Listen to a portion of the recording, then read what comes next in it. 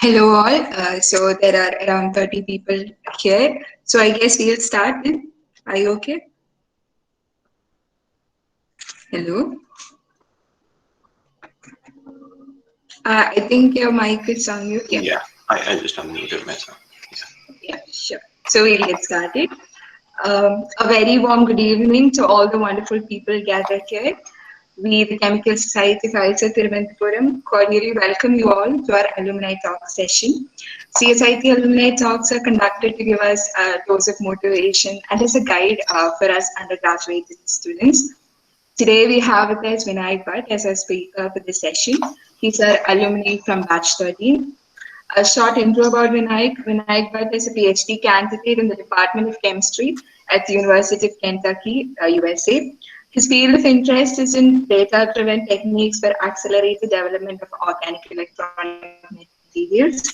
In this interactive session, he will share with us expectation versus reality of his experience as a graduate student in the US. He's also promised to give us suggestions on applying to grad school, to arriving and getting started in USA. So with all that said, I would like to cordially invite Vinayak and take it on from here. Yeah. Thanks a lot for this invitation, and it's a pleasure to be back giving a talk to people in IISER. And let me. Okay. Yes. You can see the screen probably. Yes, you can see the screen. Put it in screen share. Okay. Okay. So, about myself, I graduated in 2018. I was a chemistry major and biology minor. And what I think would be a fun thing to talk about today on the weekend at 4:30 was I thought, okay, let me share some of my experience from being a BSMS student to a PhD candidate and things I thought would happen when I'll be a PhD, but what really happened. So this could be a guide for you, or you could know from my experiences what to do and what not to do, and what to expect in a PhD. And I think something like this would be more helpful if I would get this when I was in BSMS. But unfortunately, I learned it the hard way by going through it. But I present to you some of the things that you can get to know from me right now. And I want this session to be more interactive as possible. And if you have any questions, you can just ask me right away, interrupt me in between. And let's get started. Okay, so where am I right now? I'm coming to you live from the city of Lexington in Kentucky. And Kentucky is a state surrounded by Illinois on one side, Illinois, Indiana. The top one is Ohio, Tennessee, and somewhere in the central part of East. Yeah. What is it famous for? So Lexington is famous for horses. It's called the horse capital of the world. So you'll see a lot of horses, derbies, and other things going on. If you're a fan of Kentucky bourbon, it's what's made here in Kentucky. And if you're not a fan of either, Kentucky Fried Chicken is from Kentucky. So you can eat chicken and have some beer. And that's not what I'm doing here. I'm here at the University of Kentucky for getting my PhD in chemistry. And it's a beautiful campus with some old architecture and modern architecture as well. So you'll see some new facilities and old facilities together. And it's a decent research university here in US. And let me get into what my experiences were before and how things really are. So one of the things is US people think that, okay, maybe I've never heard of University of Kentucky. Is this a great university? Will I be having a good advisors or not? So these were some of the things that came into my mind when I got an offer letter from a University of Kentucky. And I thought, okay, maybe it may not be so great because it's a a bit low ranking university, not as popular, so may not have great advisors. But it's not really the case. There are there are some small universities and which house great researchers, and my advisor is one of them. And all of a PhD just boils down to how good a advisor you have. So if you go into a, say, Princeton or Harvard or something, and you are not, you don't get good vibes from your uh, advisor, it's not a good place to do your PhD then. So always when doing PhD, advisor is something that you look for in the first case, and it's like getting married to someone, right? So if you don't know that person, and if you think that it will not work out, it's not going to work out. So you need to have a good advisor to start with in PhD, and I'd stress that don't think of a big university always. Even small universities have great researchers and good mentors. And I was like full into research, and in my undergrad I was like, okay, I'll be working in the labs when I don't have classes. Okay, sorry for that. So like I'll be working in the lab when I don't have classes during my BSMS, and I thought, okay, uh, once I get into grad school, I'll be just doing research, no coursework, and it'll be fun. But it's not the case when you start grad school. The first semester, at least you need to be a TA, a teaching assistant, and you need to take courses here in US. And you have some credit requirement, and at least in my university is like 36 credit hours that you need to have take classes for. So you can assume that there'll be a lot of classes that you need to take before getting rid of any coursework. And like TA, I was looking back in India, like PhD students doing TAs, either labs or grading stuff. Oh yeah, it's a bit different because I was an instructor itself for a group of students. I was teaching organic labs, and the experience is pretty different. I need to be the sole instructor for them, and I need to grade assignments, and the assignments were every week, and I would grade them. So there were 48 assignments every week coming in, and I had to grade them. So you can think it does take a lot of time in doing that. While you also take your own classes, you will have assignments to complete, you'll have exams coming up, and you also need to grade assignments. So it's a lot to do, and you get very little time to do research. And if you are a TA, that's what happens. So grad school is not only research, it's a mix of teaching, and you'll have your own courses, and then if you have some time you can think of doing research. So it's juggling around with things, and you may not do research always. So something that I learned after coming here and thought it was different. The other thing was, I thought, okay, if I get into a PhD program, the only exam or something that I would have, or PhD at least, coursework is yes, there'll be different exams, but in PhD, there'll be just the PhD defense or something like that, and the end one. And it's not really that case here. And there'll be two exams. One will be a written qualifying exam, the other will be a oral qualifying exam. And in the written qualifying exam, if you don't do well, there is a chance that you'll be kicked out. As a you need to take a master's exit, and not you won't get a PhD. So there are few instances where people in my group itself had to go through this, where they did not qualify the written exam, and things were a little bit difficult, and that's it. And then to take a master's exit and could not get into a PhD program. So there'll be a written, which will be a difficult one at times, and The oval one is a bit easier, and only after that you'll be considered a PhD candidate, and that's what I am right now. This is my third year of PhD, and I luckily have passed both of those exams. So yeah, uh, so it's a process, and PhD defense is not the only thing that you need to think about. There'll be several other exams, and working uh, in the lab for a while. And during my undergrad, I was like, okay, uh, my research topic. I worked in Dr. Harian's lab, and it was fun to work there.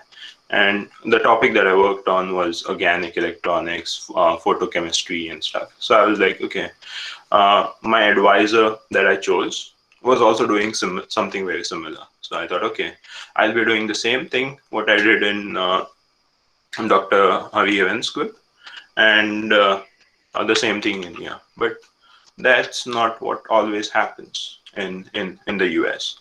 The funding that the advisor has decides what projects you work on, and you may be allocated a different project when you come in here. So that's what happened with me, and I did not start working on the organic electronics part until last year when I got shifted from one funding project to the other funded project. So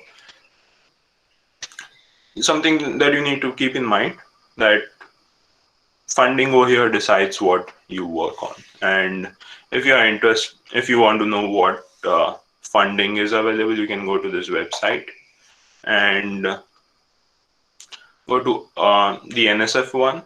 Mostly there'll be NSF funding for most of the labs. There are the funding institutions, but you can just search for something. I'll just put in my name. So if you're looking for whether your advisor has funding or not, you can just search in, and you'll get to know, okay, uh, there's a grant going from 2020 to 2023.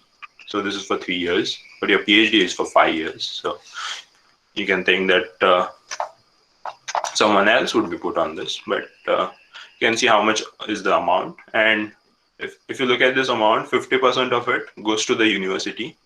So the advisor will be left with somewhere around half of this, and that'll be $200,000. So he's going to fund you from $200,000, if at all he's going to fund you.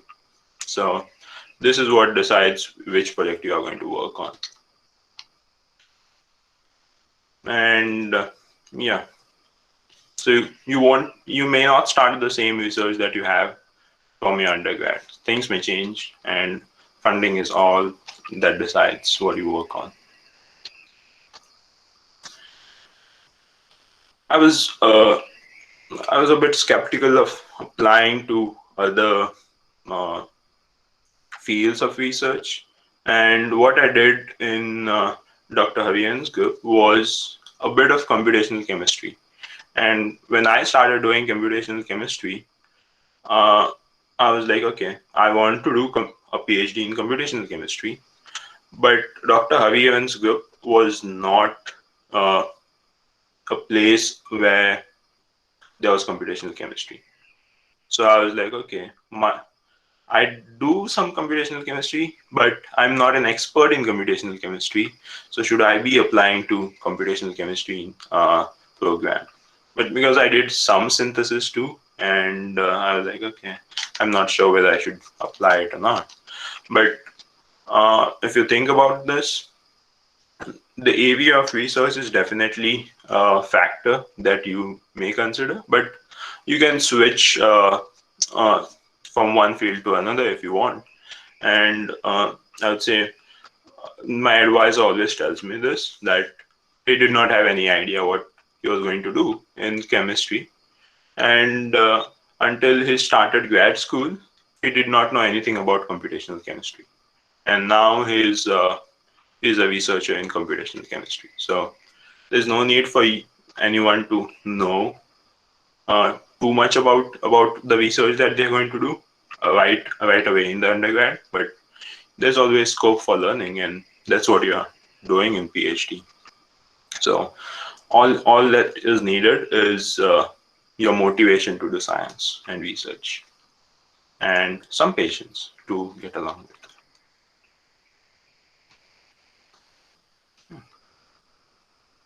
Okay. Um, uh, I don't mind you guys interrupting me in between and asking questions. I'll be very happy to take those questions, and I would like to be more. I would like this to be more interactive, so that if you have any questions, we can just discuss over that too. So, proceeding. Is that the one? Okay. So I did have a handful of publications during my undergrad, and I was like, okay, uh, graduate school, I'll have more time and more publications. But again, this is not the case. So this is my third year of PhD, and now into my third year, I've got my first article in. I published my first article from grad school. So why is it so? Because as I told you, the funding gets you on a project and you start working on it, and it will take some time for the results to come up, because it's not that everything is done. You need to just do some one or two experiments and get the results. It's not that case. You're trying to explore a field right from scratch, so it does take time to get articles published or to get some nice results. And Hello. yeah. Yeah. So is funding does funding play an important factor only when your field of research is more experimental? Let's say you were in a more theoretical side of your you had a more theoretical subject or to a project to explore. Then Mhm. does that I don't think so. You would need experimental equipment. So probably funding might not play such a huge role if you're in the theoretical side of any subject. Is Okay. that so? Yeah, that's a good question. So let me tell you the funding scenario in the US, and how that contrasts to the one in India. So let me start with India first. So in India, you have at least a CSIR, or the institute gives you the money, or pays you to pays you a monthly stipend, right? So you get the money from there, and the advisor, or your yeah, the advisor doesn't need to pay you. And what the grant or something that he writes does is gives him the money to buy equipment or something. So he doesn't need to care about paying a graduate student. But here in US, the scenario is very different. And whenever someone gets a grant, and the money that uh, the advisor gets in the grant goes to both the student working on it, as well as the equipment that is going on. So there's no university is not going to pay you. So your advisor is solely responsible for paying you. So he'll be paying the tuition fees, he'll be paying you a monthly stipend. So all of that amounts to around $50,000 a year. So if you take one graduate student, it takes about $50,000 a year, and that amount is what you would see in this part. So this is 400,000. 50% goes to the university of this 400,000. So your advisor will be left with 200,000 in this case, and from that 200,000, every year is going to give you 50,000. So it doesn't matter whether you are an experimentalist or you are computational researcher. The funding gives you this money. So that is the case that'll be deciding which projects you work on. So even though you may say that it's a computational research that I'm doing right now, but funding will decide what I work on, because ultimately that is what is getting me paid. And if you don't get paid from doing research, The other way of getting paid is doing a TA. So I'll explain this part later on, how it is different, and I hope at least up to this point it gives you some clarification of funding. Did it answer your Yeah, question? yeah. So let's say after the professor pays you, so the rest of whatever money he has left, it goes to him. So that's Yeah, that. yeah. So there'll be money allocated in that total grant itself for the graduate student, which is for tuition and his monthly salary. And there'll be some part which will be for equipment. For computational research, it'll be computers or some compute time or something like that. But there's definitely need of money then. So Oh, so but if let's say you just needed like just a couple of books and a pen, just with no computers. Okay, yeah, you do need computers. Okay, yeah, got it. yeah. So if you have some theoretical research, you do need some things. But uh, yeah, that's how it goes in India. So it's very different from the scenario in India where the CSIR or the institute pays you. So over here it's very different. So that's the thing that changes stuff here in US. Okay, going forward, uh, you'll be like, okay, infrastructure in US universities is state of the art and modern compared to IISER. So I'm like, okay, it's a US university, right? So and it's not always the case because the universities in here were established long ago. So my university is like 1850s or something. So there are old buildings and there'll be old infrastructure in here. But you won't find things as modern as in IISER because IISERs are recently established. So don't be shocked if you come here and see old labs and some old equipment too, because not everything will be too modern in here. Because it does take a lot of money to change things around, and things that were bought in maybe 2000s or something, 2000 or even 1900, 1990s, you may still see those equipments if they are working, because funding in here is very, very competitive, and it's like only 5% of the proposals get accepted that are submitted. So the rejection rate is very, very high, and people don't want to invest money a lot in equipments if the things are still working. So if you come here, don't be shocked to see some old labs and some old equipments around. And ISOs are very modern though. That's what I understand coming to US from India. Okay. So uh, talking about money stuff, how much you are paid? You'll be paid either uh, being a TA or an RA. So if you're an RA, as I was telling earlier, you'll be paid from the fund that you are working on, the funding, the award that you had, your advisor got. Okay, so the money will be coming from there. If you are if your advisor doesn't there's no funding, he doesn't have enough money to give you, or no, or there's no project for you, then he'll put you on a TA. So if you are a TA, the department gives you because you are teaching something, and department is paying you for those services. So and the amount is nearly the same. If you're an RA or TA, it'll be almost the same, and you'll be paid every 15 days. Unlike India, where you are paid after a month, here in US, the payment for everyone is bi-weekly. So every 15 days you get paid. And deducting taxes and other things, I'll be getting like $800 for one check of mine.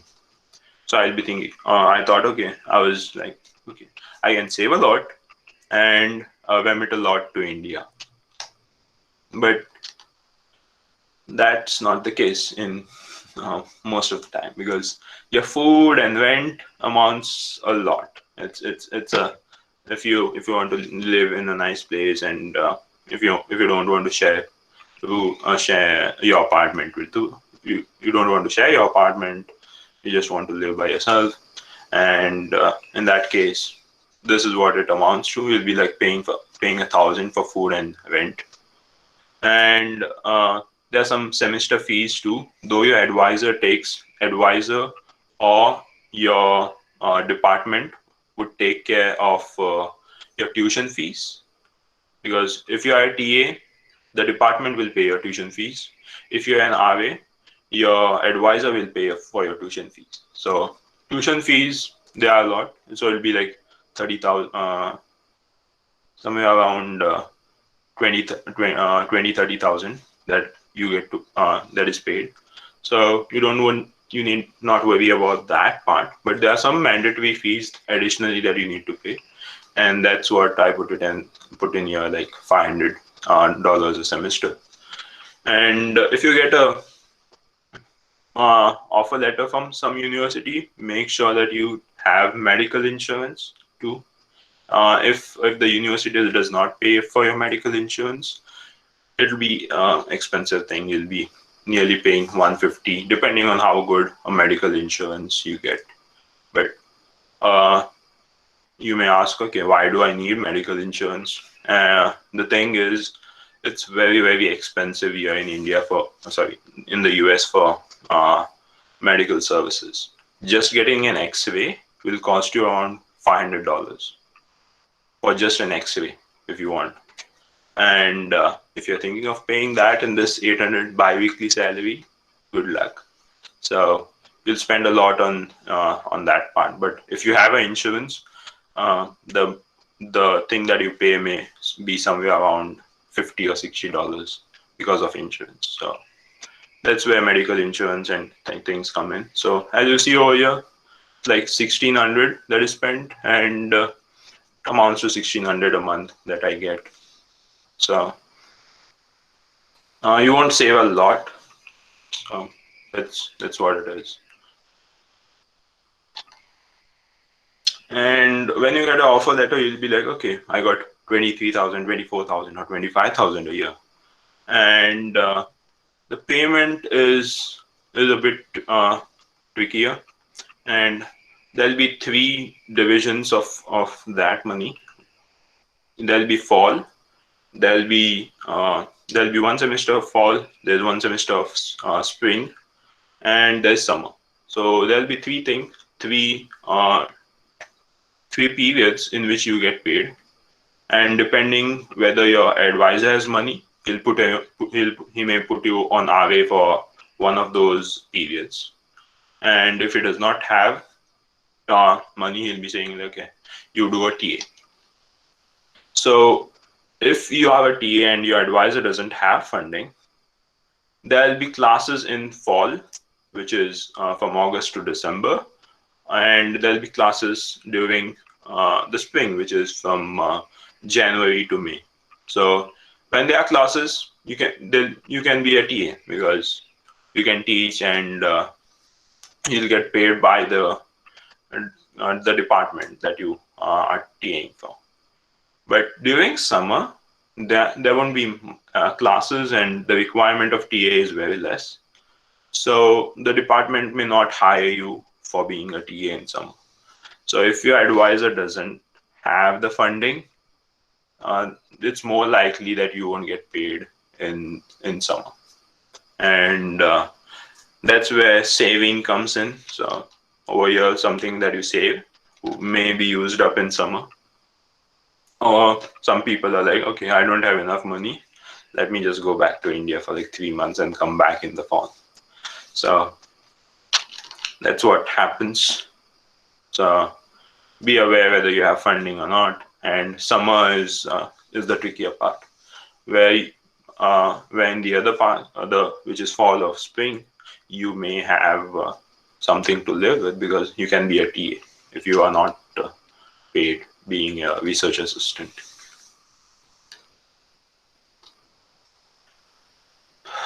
So let me check again. I'm think it's okay on time right now. So, US is a developed country and public transportation is efficient. That's what I thought back in India. Unfortunately, that's not the case. You will definitely need a car to travel. And if you even think of traveling a distance between IISER and Vithula, it's like 7 kilometers. You would need a car. There's no public transportation. You either get a Uber or something if you want to travel, or you need to have a car. And my lab is like 16 kilometers away from the university, and it's not on the university, it's a different center. So when I go there, I need a car. So when my advisor told me your lab is like 16 kilometers away, you may need a car, like okay, I'll get a car anyway because it's uh, it's difficult to travel here in US because public transportation is not very well developed. So this is something you may need to think about if you are coming here because you may need to do groceries or other things and you don't have a car. So it'll be very difficult to get things done. It'll be less convenient. So if you're coming here to US, get a driving license so that you can get a driving license easily here in US. You know, you're exposed to a bit of driving. Okay. And so these are the factors that are less discussed, I feel, and it's not only the academics that a PhD teaches you, it's about being a person and personality development and things that go around or along with your academic career. So you may think that, okay, nice pictures of snow and nice fall colors and it looks great in pictures. So you'll say, okay, weather should be great in US. But in the region that I stay, here in Lexington, it goes to minus 23 degrees Celsius in the winter. And it's too cold to get out. And if you want to walk to the university, it's like a nightmare walking there. And in summer, it's hot and humid and can go up to 38 degrees. But the things that we don't experience a lot in India is shift of daylight. So here in US, if you are in winter, at least in the northern or eastern parts of US, the daylight is only for 6 hours. So if you go to the university, it will be dark early morning. The time somewhere around 8 o'clock, it will be dark.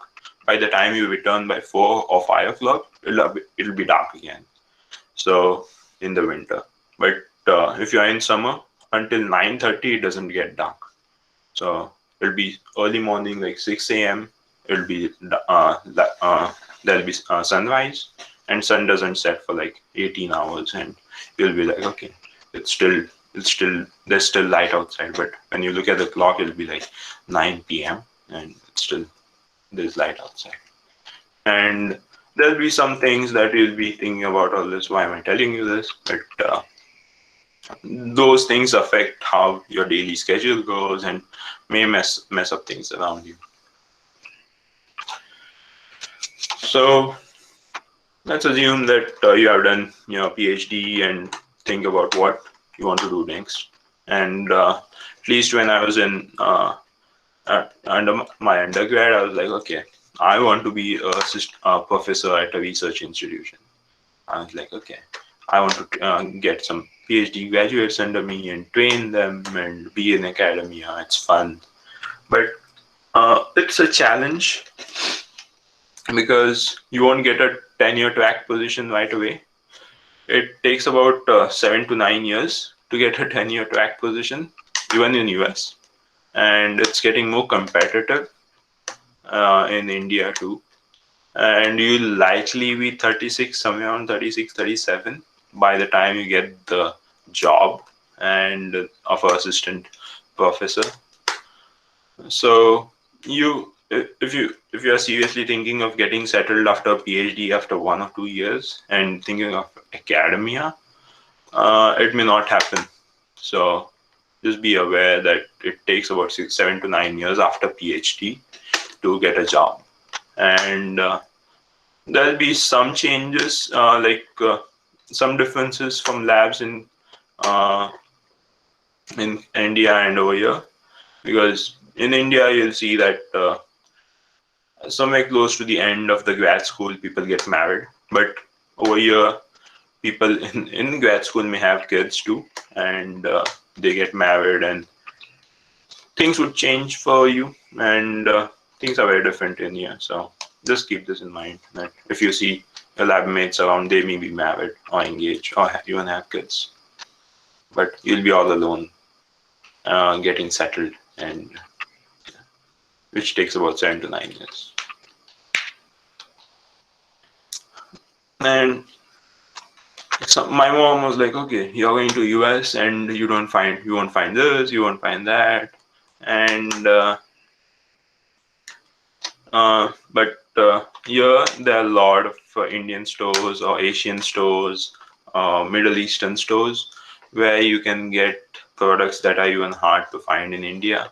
So if you're when you're coming to US, don't pack things that are available in a supermarket, because here in US you find everything that you need, from Maggie to Dettol to whatever you can think of, even Horlicks or something. But it'll be twice the price, but you do get things whatever you need uh, in US. So having talked about all this, there are some things that are very uncertain, and you may need to think if you are coming here to US. There's something called optional practical training that you can do. So that's what allows you to get a job after doing a PhD in or masters in US. So people usually talk about this being cancelled. If this is cancelled, soon after you're done with a PhD, you'll be kicked out of the country. So there's no scope for you working in US. So that's bad. So things can change on at the bureaucratic level, and you may not have these things going on, like OPT may be cancelled, or if you're thinking of H1B for work, what if it is denied? You need to go back. And if you're married and if you come to US, your spouse may not be able to work here in US because they'll be dependents of you. So getting a job for dependents is difficult. So they may just need to stay home for the entire life if you settle down here in US. So something to think about. And medical cost, if you're covered and some things are not, if you are injured and some things are not covered in the medical insurance, it can be very, very expensive.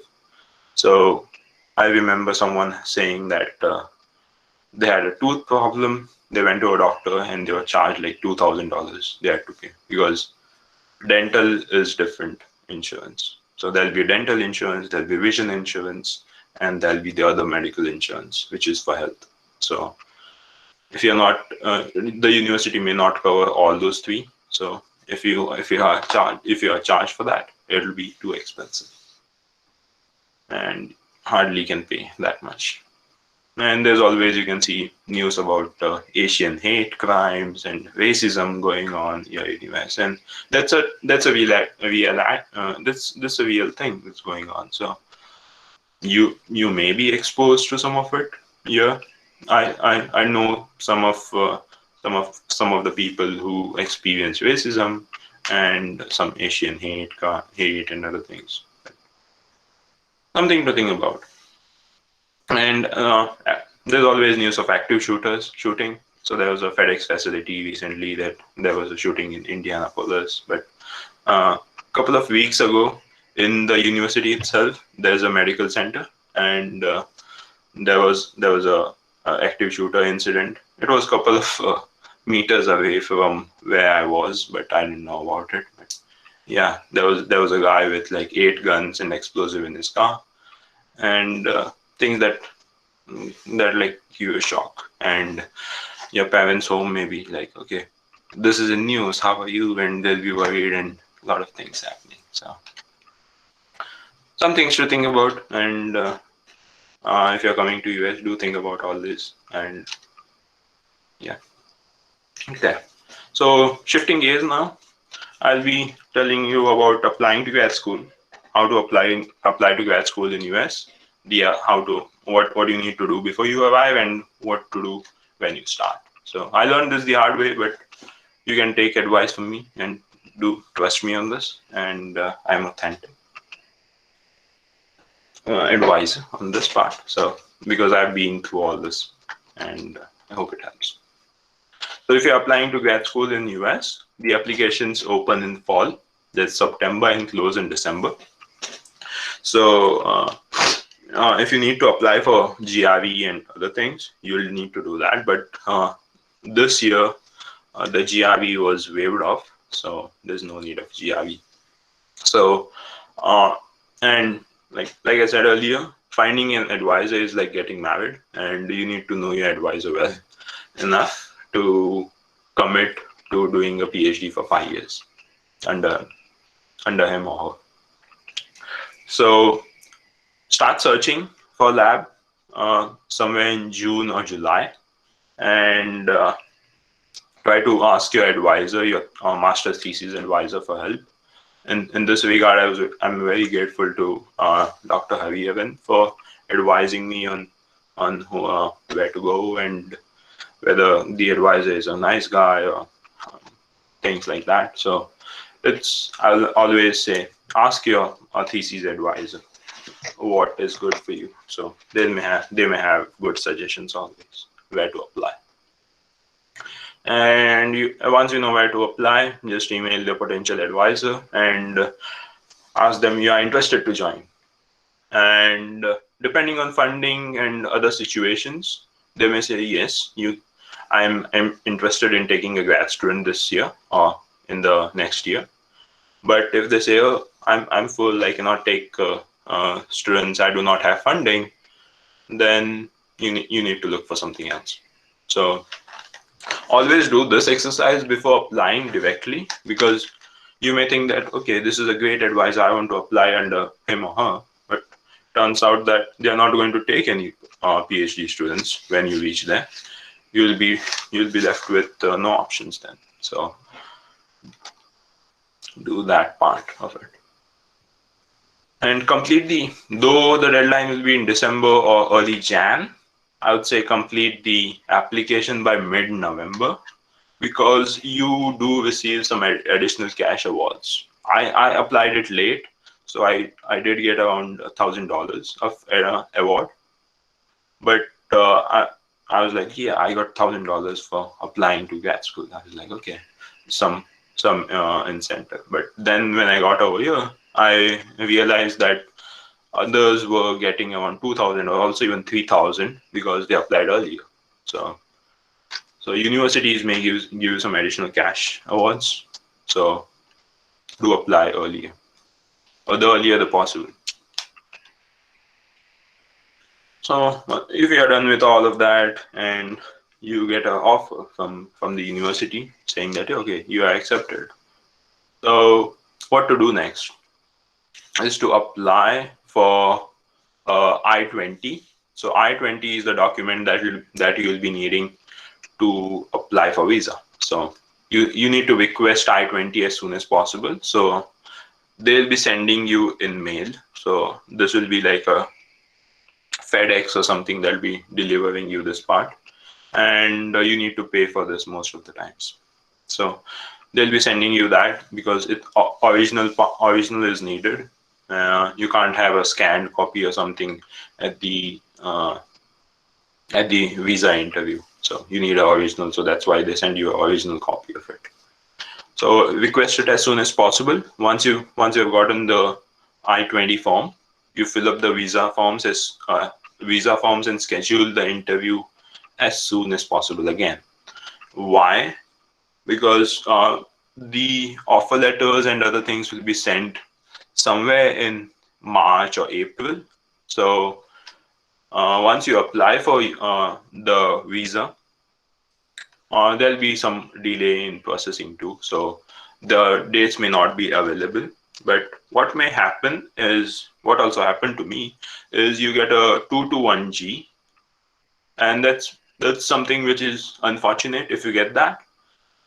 And this delays visas processing for 1 to 3 months. And I was a bit fortunate. My thing got cleared in a month. So my interview was in June. So the earlier I filled my forms in mid of April. So there were no appointments in May. So the first appointment I got was in June. So you can think there's so much of a wait time to get an appointment. So I got in June, but I was given a 2 to 1G, and then these things delay, and it was delayed by a month. So I got my visa in somewhere in mid of July. So if something like this happens, that's unfortunate, but for that, be prepared and apply as soon as possible for a visa interview. And if you're coming to US, there's something called port of entry when you fly into US, and the port of entry is the first airport that you encounter when you come into US. So over there, you'll have immigration check and stuff going on. So that takes about 2 to 4 hours. So my first one took 3 hours. So do make sure that you have enough time between the connecting flights. If it's like 1 hour between those, it's very hard that it'll be done. So make sure that the first airport that you land in US and the flight from that, there's at least 2 to 4 hours of layover time between them, or else it'll be difficult. So you may need some initial expenses. You may need to cover these initial expenses by your own, because the first paycheck that you get will be towards the end of the month, and the expenses that will be around 2,000, which includes rent and your food. So you may have some initial investment of around 2,000. So I would suggest, if you're coming, you can use a prepaid card which has this much of amount loaded, and not to carry cash, because cash is a tricky thing when you carry at immigration check. So they may ask you, why do you have so much of cash, and too many things to answer. So get a prepaid card and you'll be good with that. So people will be like, okay, how do I call to for people call back to India saying that I've reached or this or that. So all over you'll be having free Wi-Fi. So you'll be able to connect to public Wi-Fi and use WhatsApp or something to call. So that may not be a problem. When you reach US, do get a SIM, and the procedure for getting SIM is not as difficult as in India. You can order a SIM on Amazon and they'll send you one. So you can get something like that, and it'll cost you around $20 a month, and get a MVNO SIM, and it'll be costing around $20 a month with international calling facility, unlimited international calling facilities. It's a good thing to use. Hello. Hello. Yeah. Yeah. So is you have been telling us like how the PhD is there and how is it in the USA. So is this the same case? Let's say you're doing a postdoc in USA. So Mm-hmm. is this a similar situation? Like, are the situations quite similar when you're doing a PhD and a postdoc or a postdoc? Postdoc, it depends on there'll be visas. Yeah, the visa part will be the same. The forms will be a bit different, and the amount that you get paid is twice. So if I get paid $800, you'll be getting paid $1,600 a month. So it's almost twice that you get paid. So that's one difference that you see. So like, And what about the other differences? Like, you have been talking about problems with the grant and how the professors like how choosing a research topic. So is it different in postdoc like compared to PhD? What are the differences? so the difference in postdoc would be, you won't have coursework. You won't be a teaching assistant, because everything comes from the advisor, and he'll be funding you entire time. And the research is, you may not get a chance to choose then. Like, you may think, okay, I need to switch or do something like that, but that's not possible when you do a P. That's very, very unlikely that you'll switch fields. And if you're doing some chemistry, and maybe the next the postdoc would be like on physics, and more of if it's a physics lab, and your research is very different, you may not be able to get hired, because the ultimate aim is you are getting paid twice that of a graduate student. So the expectation is you work for more than 8 hours of 8 hours of not 8 hours 8 hours a day. So that's what the expectation is. So you work for more than 8 hours a day or 40 hours a week, and that's the only difference, I would say. It is in you are getting a PhD and doing a postdoc. Does that answer your question?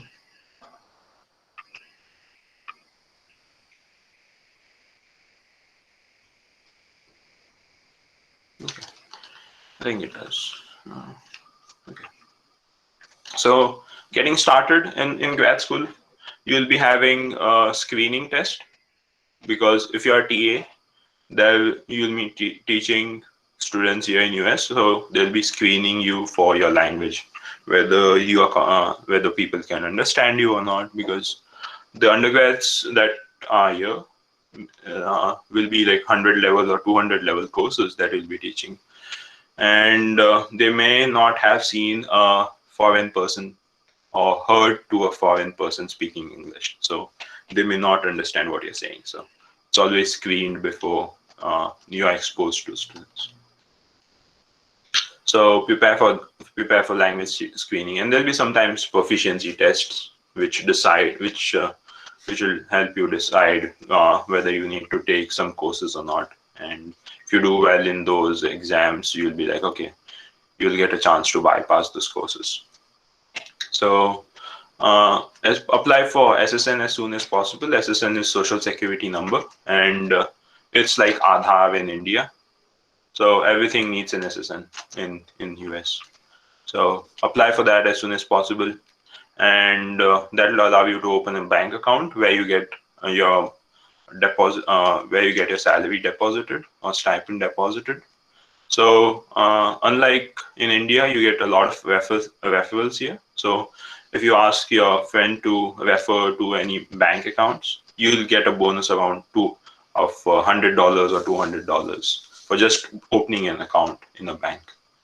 And your friend also will get paid like $50 or $25 depending on the referral. So to ask for referrals when opening an account. And you may need, once you have an SSN, you can get a state ID or driver's license for ID proof. So you may not need to carry a passport to anywhere that you go, but a state ID, a driver's license or state ID will do that job for you. And you need to apply for credit. There's no need for applying for credit card, but people usually apply for credit card because it gives you a lot of cash back again, and you also get referral on asking for referrals. You get a lot of money on that. So unlike in India, you need to file taxes, and taxes are a must for everyone. And the deadline is 15th of April of every year. So you need to file for them. And because India has a good treaty with US, so you are not taxed for $12,000. So in the first semester, at least, you'll be getting back all the amount that you are taxed, because it may not exceed $12,000. So about 12,000 you get taxed. And if you're thinking of saving or investing, it's not illegal on F1 any visas, so you can do that here in US. With this, I think I'm towards the end of the presentation, and I'm almost on time. So if you have any questions, do ask me.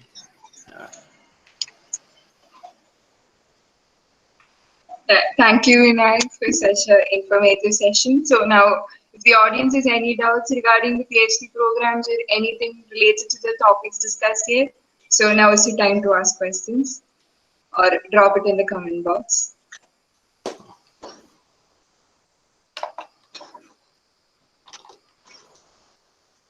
Let me check the comment box. Is there a comment in here? No buses too. Okay. Buses will be within the city if the city is well developed. If it's a small university town, there won't be buses. And they are like if you're connecting from one city to the other city, it's like a long route that you are connected. So there are some buses, private ones, but not as frequent as in US, as in India.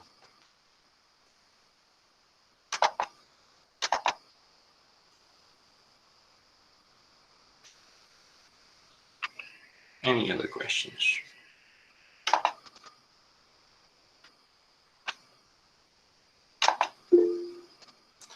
How are things for internships in US during BSMS? Is it even possible? So you can apply for internships in during your BSMS, and it's always possible. There is, I think, Bose scholarship and Khurana scholarship. So that's for biology, and if you get selected, you can do a internship here in US, and it'll be mostly during summer that will be coming in. So somewhere from May to August. So yes, it is possible to do internships during your BSMS. But if you want to do internships during your PhD, even that is possible. And there'll be something called CPT that you need to apply for. Because as a graduate student, you can only receive payments from your university or advisor, but not from anyone else, because your visa does not allow you to do that. You cannot get paid from anywhere else. So you need to apply for something which is called CPT. And once you have applied for that, you need to wait for approval. Once it is approved, you can do an internship elsewhere where you get paid. So that's even possible during your PhD. It's a process.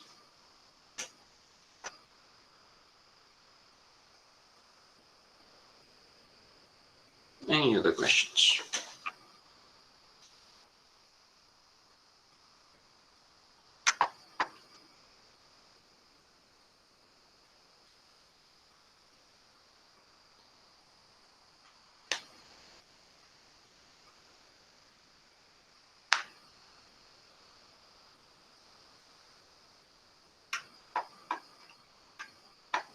Anyone else with any questions? We'll wind up the session.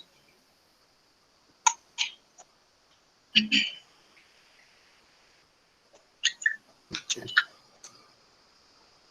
Looks like it's a Friday evening, so Saturday evening. Okay.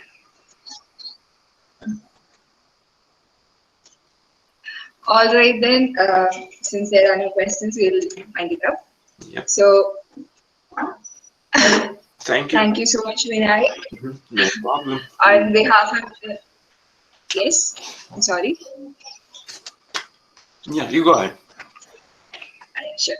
On behalf of Chemical Society of IISER TVM, I would like to thank the participants and the entire IISER TVM fraternity. Once again, thank you, Vinayak, and good luck on your future endeavors. Also, a big thank you to all those who joined this talk and helped to make this one lively and engaging. Once again, thank you all. Thank you. Yeah.